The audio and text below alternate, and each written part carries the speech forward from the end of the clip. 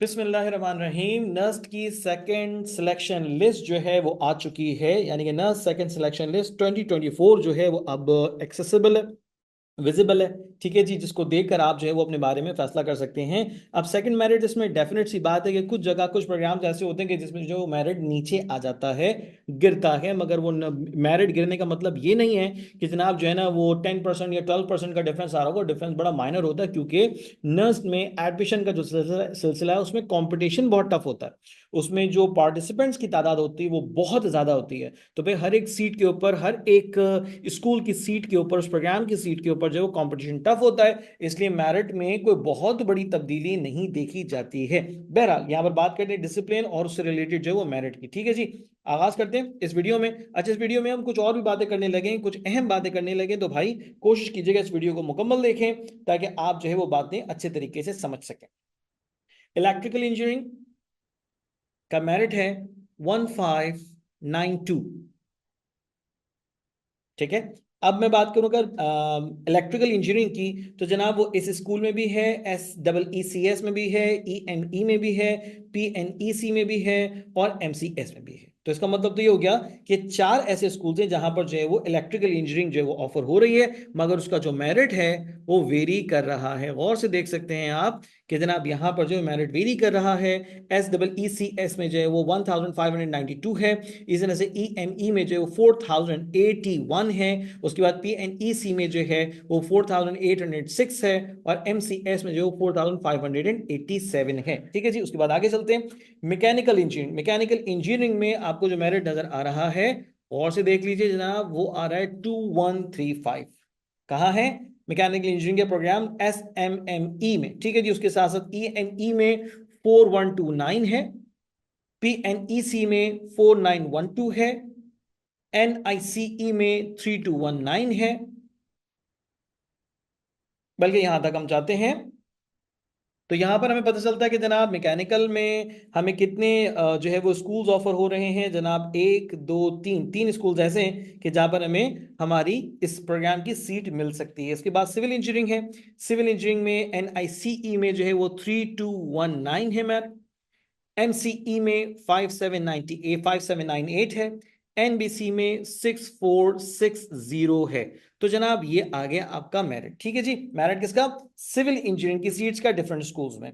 BS software engineering की अगर मैं बात करूं तो SEECS आपको 287 दे रहा है, MCS में 962 मेरिट।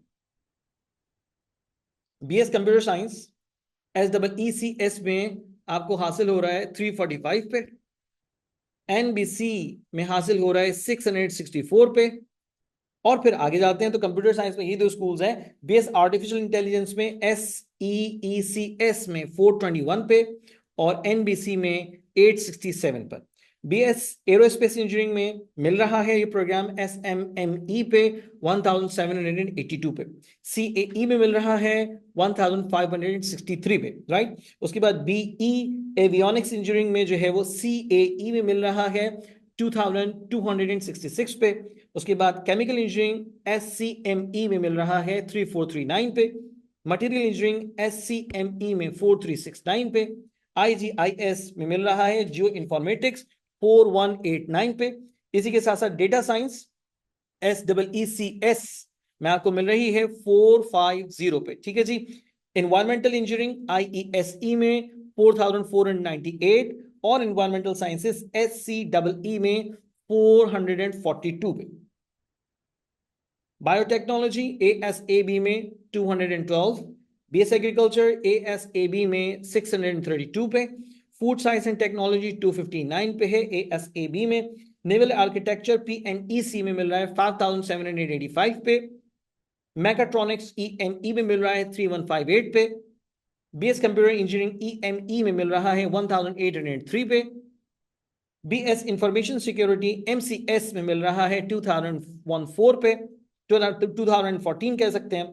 BS बायो इन्फॉर्मेटिक्स मिल रहा है SINES में 622 पे, BBA NUST business school NBS में मिल रहा है आपको 676 पे और BS accounting and finance NUST business school में मिल रहा है आपको 772 पे। ठीक है जी, आगे जाते हैं तो नर्स विजिट स्कूल में आपको टूरिज्म एंड हॉस्पिटैलिटी का प्रोग्राम भी मिल रहा है 1474 पे। LLB SRH में मिल रहा है 172 पे। BS इकोनॉमिक्स आपको मिल रहा है 981 पे, सेम स्कूल है। मास कम्युनिकेशन मिल रहा है 1431 पे। पब्लिक एडमिनिस्ट्रेशन मिल रहा है आपको प्रोग्राम स्टडी करने के लिए 1320 पे। BS साइकोलॉजी 1283 पे। और उसके साथ BS आर्किटेक्चर SADA में 117 पे। BS इंडस्ट्रियल डिजाइन SADA में 193 पे। BS मैथमेटिक्स SNS में 1198 पे। BS फिजिक्स SNS में 1006 पे। और BS केमिस्ट्री आपको मिल रहा है 842 पर। तो भाई ये तो वो प्रोग्राम्स हो गए जो कि नर्स के बड़े पॉपुलर प्रोग्राम्स हैं, बड़े इंपॉर्टेंस रखने वाले प्रोग्राम्स हैं, जिसमें मेजॉरिटी ऑफ स्टूडेंट चाहती है उसका एडमिशन हो जाए। तो सेकंड मेरिट लिस्ट को देखने के बाद अब आप फैसला कर सकते हैं कि आप अपने ओवरऑल स्कोर की बेसिस पे कहां खड़े हुए हैं। आप किस प्रोग्राम को जो है ना वो चाहते थे कि आप उस प्रोग्राम को स्टडी करें, उस प्रोग्राम का हिस्सा बन जाएं, और क्या आप वो उस प्रोग्राम को स्टडी कर सकते हैं नर्स में। तो भाई ये आपको फैसला करने के लिए सेकंड मेरिट लिस्ट के बारे में डिटेल आपको दे दी गई है। तो भाई ये मेरिट लिस्ट देखने के बाद इजीली आप डिसाइड कर सकते हैं that where you are and where you would be after 4 years और 5 years। तो भाई अपनी जिंदगी का ये फैसला बहुत बहुत अहम फैसला है, इसको सोच समझकर करना पड़ेगा। अगर आप इस फैसले को जल्दबाजी में लोगों के कहने पे सिर्फ और सिर्फ कर लेंगे तो अगले 4 साल 5 साल आपकी जिंदगी की मुश्किल 3 साल होंगे, और उसके बाद मुश्किल आसान नहीं हो जाएगी बल्कि मुश्किल और मजीद बढ़ जाएगी। तो इसलिए नर्स में आप एडमिशन के अगर अहल हैं, एलिजिबल हैं, तो आपने अपनी जो फील्ड डिसाइड की उसके बारे में आपको एक अच्छी इंफॉर्मेशन होनी चाहिए, मालूमात होनी चाहिए कि उस फील्ड में आप क्या पढ़ने जा रहे हैं। आपने एडमिशन ले लिया मगर अभी जाहिर सी बात है ओरिएंटेशन नहीं है, अभी क्लासेस नहीं हुई हैं शुरू, तो भाई फिर आप इस टाइम में क्या करें, इस टाइम में आप अपने डिसाइडेड प्रोग्राम के बारे में इंफॉर्मेशन लेना शुरू करें,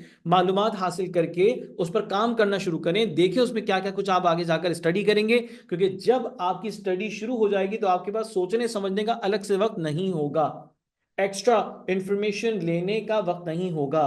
तो एक्स्ट्रा इंफॉर्मेशन लेने का वक्त जो है वो अभी का है। अपने आप को एनर्जाइज करें, एम्पावर्ड करें, ठीक है। उसके साथ साथ अपने आप को तैयार करें आने वाले वक्त के लिए कि जिस दिन आपकी ओरिएंटेशन हो उसके फौरन ही से आपकी पढ़ाई का आगाज हो जाए, और इंशाल्लाह आप इतना जबरदस्त स्टडी कर लें कि आने वाले वक्तों में आप अपना, अपने खानदान का और अपने पूरे पाकिस्तान का नाम रोशन कर सकें। Thank you.